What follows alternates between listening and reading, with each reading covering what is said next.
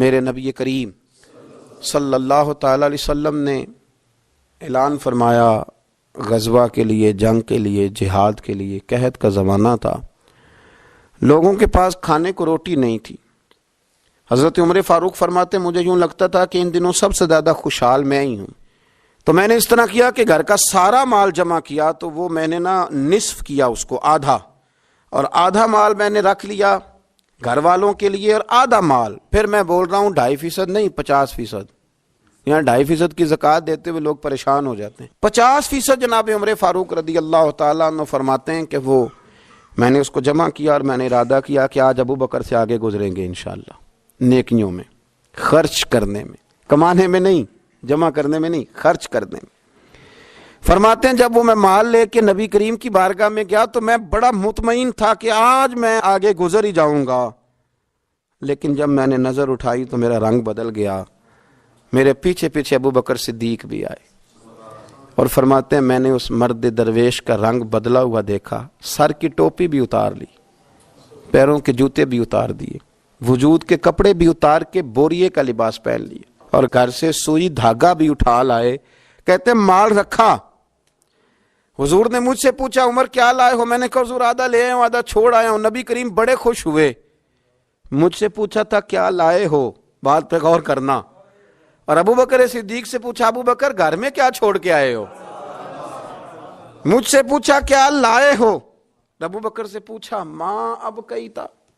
کیا چھوڑ کے آئے ہو؟ جناب صدیق اکبر نے نظر جھکائی، قربان جاؤں جواب پہ بھی، یہ نہیں کہا حضور کچھ نہیں چھوڑ کے، یار یہ بھی تو بندہ کہ سونے سارے لے آیا ہوں، کیوں چھوڑنا تھا، آپ نے حکم کیا تھا چھوڑ، یہ نہیں کہا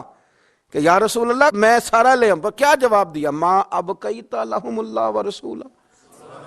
یا رسول اللہ صلی اللہ علیہ وسلم آپ نے پوچھا کیا چھوڑ کے آئے ہوں؟ میں گھر میں اللہ چھوڑ آیا ہوں، اللہ کا نبی چھوڑ آیا ہوں، میرا کو گھر خالی ہے، وہاں اللہ کا ذکر ہوتا ہے، وہاں رسول اللہ کی نعت ہوتی ہے، حضور گھر میں اللہ رسول کا نام چھوڑ کے بھرا ہوا گھر چھوڑ کے آیا ہوں۔ پھر قربان جاؤں میرے نبی کریم پر بھی، حضور سید عالم علیہ السلام نے فرمایا یہ تیرے پیچھے جبریل کھڑے ہیں، اور وہ بھی ٹاٹ کا لباس پہن کے آئے ہیں۔ میں نے ان سے پوچھا ہے جبریل آج ٹاٹ کا لباس، آج ٹاٹ کا لباس کیوں پہنا ہے؟ تو عرض کی یا رسول اللہ آج نا ابو بکر صدیق نے ٹاٹ کا لباس پہنا ہے تو رب کو اتنا پسند آیا ہے کہ اس نے کہا فرشتوں نوری کپڑے اتارو سارے، یہ روپ دھارو نا جو میرے یار کے یار نے دھارا ہے، یہ والا تینوں لب دیں آپ گواچے، سانو اپنی خبر نہ کوئی، ساتھوں پارے نہیں ککھ گلیاں،